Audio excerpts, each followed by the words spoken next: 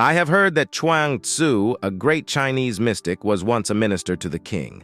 After some time, he resigned from the ministry and became a sannyasin.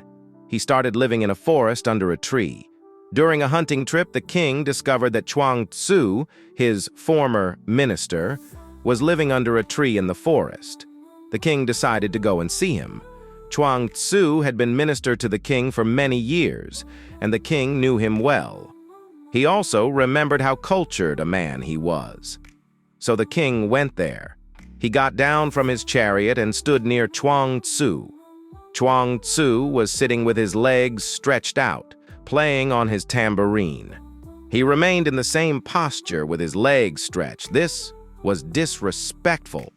The king was standing in front of him, and he was sitting with his legs stretched out. The king said, "Chuang Tzu, it is all right to be a sannyasin, but don't forget your culture. Why do you continue to keep your legs stretched out in my presence?" Chuang Tzu said, "On the day my greed disappeared, my fear also disappeared. Now I want nothing from you, so I have no fear of you. In the past, I used to fold my outstretched legs, not because I was cultured, but because of my greed. I was afraid that you would deny me your favors. Now that I myself have left behind all that you could have deprived me of, there is no more fear of you.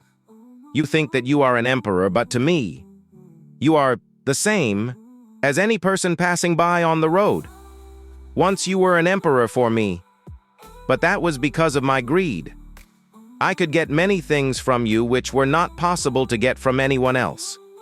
But now you are just a passerby, just like anyone else. Now, I don't need to fold my outstretched legs to please you. Now, there is no fear in me. As soon as greed disappears, the fear also disappears." Questions to reflect on from the story. 1. Why did Chuang Tzu leave his minister position? 2. What surprised the king about Chuang Tzu's behavior? 3. How are greed and fear connected? 4. What did Chuang Tzu mean by the king being just a passerby? 5.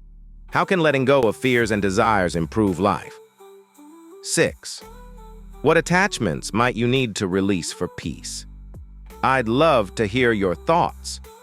Drop a comment below and let's start a conversation.